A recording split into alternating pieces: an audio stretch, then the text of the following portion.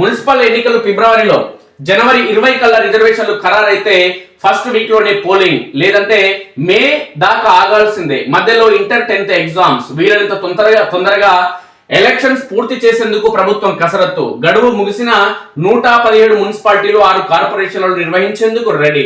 సంక్రాంతి కల్లా పెండింగ్ పనులని పూర్తి చేయాలని ఆదేశాలు. ఇప్పటికే ఎన్నికల నిర్వహణకు ఎస్ఈసి ఏర్పాట్లు. మార్చి 31 కల్లా కొత్త పాలక వర్గాలు ఏర్పడకపోతే 900 కోట్ల గ్రాంట్లు వెనక్కి వెళ్లే ప్రమాదం. కాబట్టి 100% ఫిబ్రవరిలో ఎలక్షన్స్ ఉంటాయి మిత్రులు, దీంట్లో మార్పు ఉండదు. వాస్తవం 100కు 100% ఫిబ్రవరిలో ఎలక్షన్స్ ఉంటాయి. ఎవరైనా పోటీ చేయాలన్నా ఆత్రం లేదంటే ఆలోచన మున్సిపల్ ఎన్నికల్లో కౌన్సిలర్గా ఎవరికైనా ఉంటే ఖచ్చితంగా ఏర్పాట్లు చేసుకోండి. దానికి అవసరమైన మీకు అనుచరుల, ప్రజల, ఓటర్ల ఉంటే వాళ్ళని కలిసేందుకు ప్రథమ ప్రాధాన్యం ఇవ్వండి. అంటే అవినీతి అక్రమార్కులు, దొంగలు భూ కబ్జాలు చేసే అవసరం లేదు. ఎందుకంటే ఆ దొంగలు ఎట్లా పైసలు ఉంటాయి, దోపిడీ చేసిన పైసలు కాబట్టి పంచుతారు. ప్రజలు కూడా మద్యం డబ్బు కావాలి కాబట్టి వాళ్ళకి ఓట్లేస్తారు. అలాంటి వాళ్ళకి మనం చెప్పట్లేదు. కానీ ఎవరైతే యువత ఉన్నారో, విద్యావంతులు, మేధావులు, సమాజం కోసం పనిచేసే వాళ్ళు ఎవరైతే ఆలోచన ఉందో అలాంటి వాళ్ళు కొంచెం క్రియాశీలకంగా వ్యవహరించండి. ముందస్తుగా జాగ్రత్తలు తీసుకోండి, ప్రజలను కలవండి, గెలిచేందుకు ప్రయత్నం చేయండి. సమగ్ర అభివృద్ధి కోసం కావచ్చు, సబ్బండ వర్గాల ఉన్నతి కోసం కావచ్చు, ఉన్నతమైన సమాజ వృద్ధి కోసం పనిచేసేందుకు, సహకరించేందుకు అలాంటి యువత ముందుకు రావాల్సిన అవసరం ఖచ్చితంగా ఉంది. ఇక మున్సిపల్ ఎన్నికలు నిర్వహించేందుకు ప్రభుత్వం సిద్ధమవుతుంది. గడువు ముగిసిన మున్సిపాలిటీలు, కార్పొరేషన్లలో వెంటనే ఎన్నికలు నిర్వహించేందుకు కసరత్తు చేస్తుంది. అయితే రిజర్వేషన్ల ఖరారు ప్రక్రియపైన ఎన్నికల నిర్వహణ ఆధారపడి ఉంది. ప్రభుత్వం జనవరి 20 నాటికి రిజర్వేషన్లు ఖరారు చేస్తే ఫిబ్రవరి మొదటి వారంలో ఎన్నికలు నిర్వహించే అవకాశం ఉంది. ఒకవేళ ఏమాత్రం ఆలస్యమైన ఇంటర్ 10th పరీక్షల కారణంగా మళ్ళీ మే వరకు ఆగాల్సిన పరిస్థితి నెలకొంది. అయితే మరోవైపు మార్చి నెలాఖరు కల్లా మున్సిపాలిటీలో కొత్త పాలక వర్గాలు ఏర్పాటు కాకపోతే కేంద్ర ఆర్థిక సంఘం నుంచి రావాల్సిన నిధులు కూడా చేజారిపోతాయని సర్కార్ ఆందోళన చెందుతుంది. కాబట్టి ఈ నిధుల కోసమైన రేవంత్ రెడ్డి సర్పంచ్ ఎన్నికలు నిధుల కోసం పెట్టింది. కాబట్టి అదే విధంగా ఈ నిధుల కోసమైనా ప్రజల కోసం మంచి పాలన అందించాలన్న ఆలోచన లేకున్నా ఈ నిధుల కోసం ఖచ్చితంగా ఫిబ్రవరిలో మున్సిపల్ ఎన్నికలు రానున్నాయి. ఈ నేపథ్యంలోనే వీలైనంత త్వరగా మున్సిపల్ ఎన్నికలను పూర్తి చేయాలని భావిస్తున్నట్టు తెలిసింది. ఇందులో భాగంగానే ఓటర్ల జాబితా తయారీకి రాష్ట్ర ఎన్నికల సంఘం నోటిఫికేషన్ ఇస్తుందని తెలుస్తుంది. కాగా రాష్ట్ర వ్యాప్తంగా గడువు ముగిసిన 117 మున్సిపాలిటీలు, 6 మున్సిపల్ కార్పొరేషన్ల పరిధిలో ఎన్నికల నిర్వహణకు సంబంధించిన ముందస్తు ఏర్పాట్లపై ఎస్ఈసి సోమవారం నోటిఫికేషన్ ఇచ్చింది. పోలింగ్ కేంద్రాల పునర్వ్యవస్థీకరణ, ఓటర్ల జాబితా తయారీపై మున్సిపల్ కమిషనర్లతో రాష్ట్ర ఎన్నికల సంఘం కమిషనర్ రాణి కుముదిని మంగళవారం వీడియో కాన్ఫరెన్స్ నిర్వహించారు. ఇక డెడికేటెడ్ కమిషన్ రిపోర్ట్ ప్రకారమే రిజర్వేషన్లు. మున్సిపల్ ఎన్నికల్లోనూ వార్డుల వారీగా ఎస్సీ, ఎస్టీ, బీసీ రిజర్వేషన్ల ఖరారు ప్రక్రియ అత్యంత కీలకంగా మారింది. కోర్టు తీర్పు ప్రకారం ఈ రిజర్వేషన్లను కూడా డెడికేటెడ్ కమిషన్ రిపోర్టు ప్రకారమే ఫైనల్ చేయాల్సి ఉంటుంది. వచ్చే నెలలో వీటికి సంబంధించిన రిజర్వేషన్ల నివేదిక ఇవ్వాలని కమిషన్ ప్రభుత్వం కోరనున్నట్లు తెలిసింది. ఆ వెంటనే ఆ రిపోర్ట్ కు కేబినెట్ ఆమోదం తెలుపుతుంది. అనంతరం ఆ నివేదికను మున్సిపల్ శాఖ ఆయా మున్సిపాలిటీలకు పంపి రిజర్వేషన్ల జాబితాను ఫైనల్ చేస్తుంది. ఆ తర్వాతే తుది రిజర్వేషన్ల జాబితాను ప్రభుత్వం గెజెట్ రూపంలో ప్రచురించి ఎన్నికల సంఘానికి అందిస్తుంది. అప్పుడే ఎలక్షన్ షెడ్యూల్ రిలీజ్ చేసేందుకు అవకాశం ఉంటుంది. అయితే ఈ ప్రక్రియ మొత్తం జనవరి 20 కల్లా పూర్తి చేస్తేనే ఫిబ్రవరి మొదటి వారంలో పోలింగ్ నిర్వహించేందుకు అవకాశం ఉంటుంది. మున్సిపల్ చట్టం ప్రకారం షెడ్యూల్ రిలీజ్ చేసిన, నోటిఫికేషన్ ఇచ్చిన తర్వాత 15 రోజుల్లోనే పోలింగ్ పూర్తవుతుంది. ఒకవేళ 2 విడతల్లో ఎన్నికలు నిర్వహించాల్సి వస్తే మధ్యలో 5 రోజుల గ్యాప్ తో పూర్తి చేస్తారు. ఇదంతా సజావుగా జరిగితే ఫిబ్రవరిలోనే మున్సిపల్ ఎన్నికలు పూర్తవుతాయి. ఒకవేళ ఏమైనా న్యాయపరమైన చిక్కులు ఎదురైనా లేదంటే పరిపాలనాపరమైన జాప్యం జరిగినా పరిస్థితి మారుతుంది. ఫిబ్రవరి 15 లోపు ఎన్నికలు నిర్వహించకపోతే ఆ తర్వాత ఇంటర్ 10th ఎగ్జామ్స్ అడ్డు వస్తాయి. దీంతో ఎన్నికలు నిర్వహించేందుకు మళ్ళీ మేలోనే అవకాశం ఉంటుందని అధికారులు చెప్తున్నారు. కాగా మున్సిపాలిటీలో పెండింగ్ లో ఉన్న అభివృద్ధి పనులను సంక్రాంతిలోగా పూర్తి చేయాలని ప్రభుత్వం నుంచి ఆదేశాలు వెళ్ళినట్టు తెలుస్తుంది. ఆ తర్వాత షెడ్యూల్ వస్తే ఎలక్షన్ కోడ్ అమలుకి వచ్చే అవకాశం ఉన్నందున సర్కారు నుంచి ఆర్డర్స్ వచ్చాయని, జనవరిలోనే మున్సిపల్ ఎన్నికలకు షెడ్యూల్ వచ్చే అవకాశం ఉందని అధికార వర్గాల్లో చర్చ జరుగుతుంది. ఆలస్యమైతే నిధులు అటే 15వ ఆర్థిక సంఘం నిధులను కాపాడుకునేందుకు మున్సిపల్ ఎన్నికలకు ప్రభుత్వం సిద్ధమవుతున్నట్లు తెలుస్తుంది. ప్రస్తుతం మున్సిపాలిటీలో పాలక వర్గాలు లేని కారణంగా అర్బన్ స్థానిక సంస్థలకు రావాల్సిన దాదాపు 1400 కోట్ల గ్రాంట్లు కేంద్రం వద్దే హోల్డ్లో ఉన్నాయి. మార్చి 31లోగా కొత్త పాలక వర్గాలు కొలువు తీరకపోతే ఆ నిధులన్నీ వెనక్కి వెళ్లే ప్రమాదం ఉంది. పట్టణాల్లో మౌలిక వస్తువులు అభివృద్ధి పనులకు అత్యంత అవసరమైన ఈ భారీ మొత్తాన్ని కాపాడుకోవాలంటే మార్చి లోపు ఎన్నికల ప్రక్రియను ముగించడం అనివార్యమని ఆర్థిక శాఖ ప్రభుత్వానికి నివేదించింది. పంచాయతీలకు సంబంధించిన గ్రాంట్ల మాదిరిగానే మున్సిపల్ గ్రాంట్లు కూడా నిలిచిపోయాయి. సర్పంచ్ ఎన్నికలు పూర్తయినందున వాటికి లైన్ క్లియర్ అయింది. ఇప్పుడు మున్సిపల్ ఎన్నికలు పూర్తి చేస్తే ఆ నిధులు కూడా వస్తాయి. దీంతో అభివృద్ధి పనులు పూర్తి చేసుకునేందుకు అవకాశం ఉంటుందని ఆర్థిక శాఖ పేర్కొంది. ఇక ఎలక్షన్ కమిషనర్ రివ్యూ ఎన్నికల సంఘం ఇచ్చిన నోటిఫికేషన్ మేరకు పోలీస్ స్టేషన్ల పునర్వ్యవస్థీకరణ, ఓటర్ల జాబితా తయారీ ప్రక్రియను అధికారులు చేపట్టారు. పెరిగిన ఓటర్ల సంఖ్యకు అనుగుణంగా వార్డుల వారీగా పోలింగ్ కేంద్రాలను మార్చడం, అవసరమైన చోట కొత్తవి ఏర్పాటు చేయడం పై దృష్టి సారించారు. అలాగే వార్డుల వారీగా ఓటర్ల జాబితాను తయారు చేస్తున్నారు. ఈ ఏర్పాట్లపై రాష్ట్ర ఎన్నికల సంఘం కమిషనర్ రాణి కుముదిని మంగళవారం అధికారులతో వీడియో కాన్ఫరెన్స్ నిర్వహించారు. ఎలాంటి తప్పులు లేకుండా ఓటర్ల జాబితాను తయారు చేయించాలని సూచించారు. క్షేత్రస్థాయిలో ఎదురయ్యే ఇబ్బందులను ఎస్ఈసి దృష్టికి మున్సిపల్ కమిషనర్లు తీసుకువెళ్లారు. ఎన్నికల సామగ్రి సేకరణ, పోలింగ్ సిబ్బంది నియామకం వంటి అంశాలపై కమిషనర్ ఆరా తీశారు. ఎట్టి పరిస్థితుల్లో నిర్దేశిత గడువులోగా పనులు పూర్తి చేయాలని ఆదేశించడం జరిగింది. మొత్తానికి ఎలక్షన్లు పెట్టకుంటే నిధులు అక్కడనే పోతాయని కేంద్రం నుంచి ఆదేశాలున్న నేపథ్యంలో ఇక తప్పని పరిస్థితుల్లో ఎన్నికలు పెడుతున్నారు. లేకుంటే ఎన్నికలు కూడా పెట్టరు. వీళ్ళకి ఒక ముఖ్యమంత్రి పదవి, మంత్రి పదవులు, ఎమ్మెల్యే పదవులు ఉంటే వీళ్ళకి చాలు.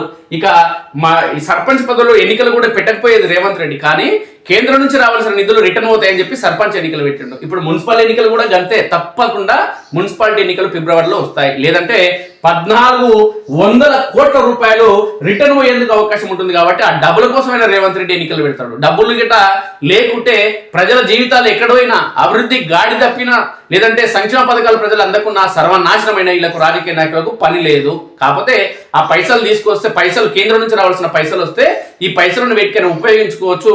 లేదంటే అభివృద్ధి కార్యక్రమాల పేరుతో దోపిడీ చేసుకునేందుకు, కమిషన్లు తీసుకునేందుకు వాళ్ళ పార్టీలకు అవసరమైతాయి. కాబట్టి ఆ కమిషన్లు తీసుకునేందుకు నిధులు రిటర్న్ అవుతాయి కేంద్ర ప్రభుత్వానికి చెప్పి ఎన్నికలు నిర్వహిస్తున్నారు తప్ప లేదంటే ఎన్నికలు నిర్వహించే పరిస్థితి ఈ రాజకీయ పార్టీలు చేయడం లేదు, సాహసం చేయడం లేదు. ఒకసారి అర్థం చేసుకోండి మిత్రులారా. పాలన పైన, ప్రజలపైన, ప్రజాస్వామ్యం పైన, రాజ్యాంగం పైన వీళ్ళకు ఏ విధమైన ప్రేమ, గౌరవం ఉందనేది ఇక్కడే స్పష్టమవుతుంది. మున్సిపల్స్ పై కాంగ్రెస్ కసరత్తు. మెజార్టీ స్థానాలు దక్కించుకోవడంపైనే ఫోకస్. సామాజిక వర్గాల వారీగా ఆశావాహుల జాబితా సిద్ధం చేయాలి. రిజర్వేషన్లకు అనుగుణంగా అభ్యర్థులను నిలపాలి. డిసిసిలకు సూచించిన పిసిసి నాయకత్వం. అంటే రిజర్వేషన్లని కొంచెం చూసుకోవాలి. ఎవడెవడైతే గెలిచే అవకాశం ఉంది, పార్టీ కోసం పనిచేసిన వాళ్ళని గెలుచుకోవాలి అనే కోణంలో చర్చ జరుగుతుంది. ఏ మున్సిపాలిటీలో ఏ రిజర్వేషన్లు ఇవ్వాలి, ఏ రిజర్వేషన్ ఇస్తే పార్టీ బలం ఉంటుంది, గెలుస్తుంది తదితర అంశాలపైన దృష్టి వారు సారించడం జరుగుతుంది. కల్వకుర్తికి మాత్రం ఎస్సీలు రాక రిజర్వేషన్ చైర్మన్ పదవి చాలా, అంటే మున్సిపాలిటీ ఏర్పడిన తర్వాత లేదంటే మేజర్ నగర పంచాయతీ ఉన్నప్పుడు కానీ ఎస్సీలకు రాలే రిజర్వేషన్. కల్వకుర్తి మున్సిపాలిటీ కేంద్రంలో ఎస్సీల జనాభా భారీగా ఉంది. కాబట్టి ఈ దఫా కల్వకుర్తి మున్సిపాలిటీలో ఎస్సీలకి మున్సిపల్ చైర్మన్ పదవి వచ్చే అవకాశం ఉందని స్పష్టం. కాబట్టి ఒక సూచనలు వస్తున్నాయి. కాబట్టి ఎస్సీల కనుక రిజర్వేషన్లు వస్తే, ఆ వర్గాల కనుక చైర్మన్ పదవి కనుక వస్తే, ఆయా వర్గాల కంటే చైర్మన్ పదవిలో కొన్ని నిధులు కేటాయించుకునేందుకు అవకాశం ఉంటుంది. కాబట్టి ఎస్సీ జనాభా ఎక్కడైతే ఎక్కువగా ఉంటుందో ఆయా వార్డుల్లో కానీ ఆయా ప్రాంతాల్లోని జనాభాకు కొంచెం మేలు చేసుకునేందుకు ప్రేమ ఉంటుంది సొంత కులం పైన. కాబట్టి ఎస్సీ రిజర్వ్డ్ జనాభా కల్వకుర్తి మున్సిపాలిటీకి వస్తే, ఎస్సీ రిజర్వ్డ్ మున్సిపల్ చైర్మన్ కల్వకుర్తికి రావాలని ఈ ప్రాంతానికి సంబంధించిన ఎస్సీ సామాజిక వర్గాలకు సంబంధించిన ప్రజలందరూ కూడా కోరుకోవడం జరుగుతుంది. అదే విధంగా ఎస్టీ సామాజిక వర్గాలకు సంబంధించిన వారు కూడా మా సోదరులైనటువంటి ఎస్సీ సామాజిక వర్గానికి సంబంధించిన సోదరులకి మున్సిపల్ చైర్మన్ పదవి కనుక దక్కితే మేము కూడా వాళ్ళ పక్క సీట్లో పోయి కూర్చోవచ్చు, వాళ్ళ పక్కన పోయి కూర్చోవచ్చు, వాళ్ళని మేము డిమాండ్ చేసి సోదరభావంతో అడగొచ్చు, డబ్బులు, నిధులు అడగొచ్చు, మా తండాల పరిధిలోని వార్డులను కూడా అభివృద్ధి చేసుకోవచ్చు అని కొన్ని ఒకవైపు ఎస్టీ సోదరులు భావించడం జరుగుతుంది. కాబట్టి కల్వకుర్తి మున్సిపాలిటీకి ఎస్సీ మున్సిపల్ చైర్మన్ గా రిజర్వేషన్ వచ్చేందుకు మెరుగైన అవకాశాలు ఉన్నాయి. దీంట్లో ఎలాంటి డౌట్ లేదు. ముఖ్యమంత్రి రేవంత్ రెడ్డి కూడా బడుగు బలహీన వర్గాలు కానీ ముఖ్యమంత్రి, మంత్రి పదవులు, ఎమ్మెల్యే పదవులు వాళ్ళకు ఉన్నాయి. కాబట్టి ఈ ఎస్సీ రిజర్వేషన్ కనుక ఇస్తే అనేది కూడా మంచి పేరు ఉంటుంది. కాబట్టి ఒక ఆలోచన చేసే అవకాశం కూడా ఖచ్చితంగా ఉందనేది సుస్పష్టం. చూద్దాం ఏందో.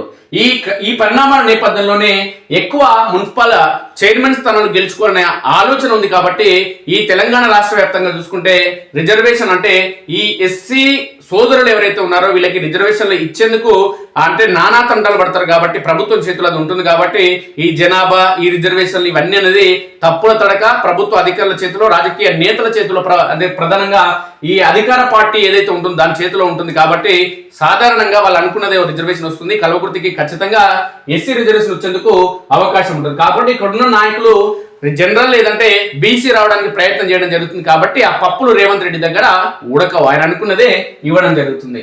మున్సిపల్ ఎన్నికల నిర్వహణకు రంగం సిద్ధమవుతుంది నేపథ్యంలో మెజార్టీ మున్సిపాలిటీలను స్వాధీనం చేసుకునేందుకు పిసిసి కసరత్తు ప్రారంభించింది. ప్రతి మున్సిపాలిటీలోని డివిజన్లలో కౌన్సిలర్ కార్పొరేటర్లుగా పార్టీ టికెట్ పై పోటీ చేసేందుకు అర్హులైన కార్యకర్తలు నేతల జాబితాలను సిద్ధం చేయాలని డిసిసిలకు పిసిసి నాయకత్వం ఆదేశాలు ఇచ్చింది. రిజర్వేషన్లకు అనుగుణంగా అక్కడి అభ్యర్థులను నిలపాల్సి ఉంటుంది. నేపథ్యంలో వార్డుల వారీగా ఒక్కో సామాజిక వర్గం నుంచి 3కు తగ్గకుండా పేర్లను సిద్ధం చేసేందుకు టౌన్ సిటీ కాంగ్రెస్ కమిటీలను అప్రమత్తం చేయాలని డిసిసిలను పిసిసి నాయకత్వం ఆదేశించింది. ఈ ఎన్నికల్లో కాంగ్రెస్ గెలుపునకు అనుసరించాల్సి వ్యూహాలు టికెట్లు ఎవరికి ఇస్తే గెలుస్తారనే దానిపై సమగ్ర నివేదిక సిద్ధం చేసి రాష్ట్ర నాయకత్వానికి పంపించాలని జిల్లా కాంగ్రెస్ కమిటీలను రాష్ట్ర నేతలు ఆదేశించారు.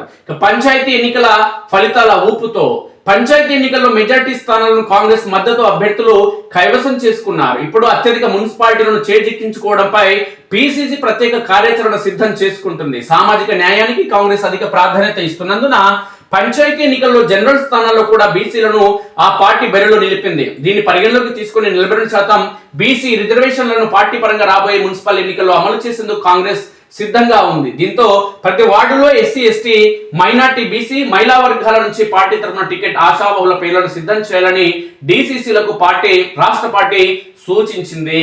ఇక్కడ నాగర్ కర్నూలు జిల్లా అధ్యక్షుడిగా కాంగ్రెస్ పార్టీ అధ్యక్షుడిగా ఎస్సీ సామాజిక వర్గానికి అంటే దళిత సామాజిక వర్గానికి సంబంధించిన అచ్చంపేట మా ఎమ్మెల్యే ఎవరైతే డాక్టర్ వంశీకృష్ణ ఉన్నారో చిక్కుడు వంశీకృష్ణ ఈ నేపథ్యంలో కల్వకుర్తి మున్సిపాలిటీకి అయినా ఖచ్చితంగా ప్రయత్నం చేయాల్సిన అవసరం ఉంది. ఒక దళిత సామాజిక వర్గానికి సంబంధించిన వ్యక్తికి ఎందుకంటే గతంలో రాలేదు కాబట్టి మున్సిపాలిటీలో దళిత సోదరునికి మున్సిపల్ చైర్మన్ గా అవకాశం వచ్చేందుకు ఆయన పని చేయాలి, కృషి చేయాలి. ఎందుకంటే ఇక్కడ జిల్లా కేంద్రంలో ఇతర కులాలు ఎక్కువగా ఉంటాయి కాబట్టి అదేవిధంగా అచ్చంపేటలో కూడా వేరే సామాజిక వర్గాలకు సంబంధించి ఉంటారు కాబట్టి ప్రధానంగా కల్వకుర్తి కూడా ఆయన చేతిలో ఉంటుంది కాబట్టి ఇక్కడ ఎస్సీ దళిత సోదరుని కనుక టికెట్ కల్పిస్తే దళిత వర్గాలు కూడా అభివృద్ధి చెందేందుకు అవకాశం ఉంటుంది.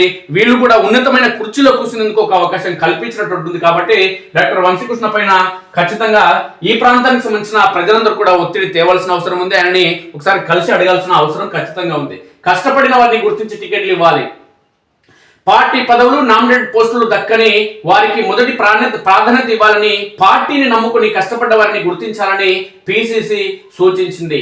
పార్టీ విధేయులకు ఆయా డివిజన్లు కేటాయించే రిజర్వేషన్లకు అనుగుణంగా టికెట్లు ఇచ్చేందుకు స్థానిక కమిటీలు ఏమాత్రం ఆలస్యం చేయకుండా వెంటనే రంగంలోకి దిగాలని కూడా ఆదేశించింది. ఇకపోతే పాత కొత్త నేతలను కలుపుకొని సమన్వయంతో ఈ ఎన్నికల్లో ఎదుర్కొనేందుకు కొత్త వారికి కూడా కనీసం 20% టికెట్లు ఇవ్వనున్నట్లు లోకల్ కమిటీలకు సంకేతాలు ఇవ్వాలని డిసిసిలను పిసిసి ఆదేశించింది. దీంతో కొత్త వారిని కూడా పరిగణలోకి తీసుకోవాలని అందుకే ఇప్పటి నుంచి అలాంటి వారిపై దృష్టి పెట్టి జాబితాలను రెడీ చేసుకోవాలని రాష్ట్ర నాయకత్వం సూచించడం జరుగుతుంది. కాబట్టి డాక్టర్ వంశీకృష్ణ గారు దయచేసి ఎందుకంటే సీనియర్ నేత అత్యంత సీనియర్ నాయకుడైన కాంగ్రెస్ పార్టీలో ఆ సీనియర్ నాయకుడు వర్గాలు ఏవైతే ఉన్నాయో బహుజన వర్గాలు ఏవైతే ఉన్నాయో సొంత వర్గానికి సంబంధించి అంతో కొంత ప్రేమ ఖచ్చితంగా ఈ మున్సిపాలిటీ ఎన్నికల్లో చూపించాల్సిన అవసరం ఉంది.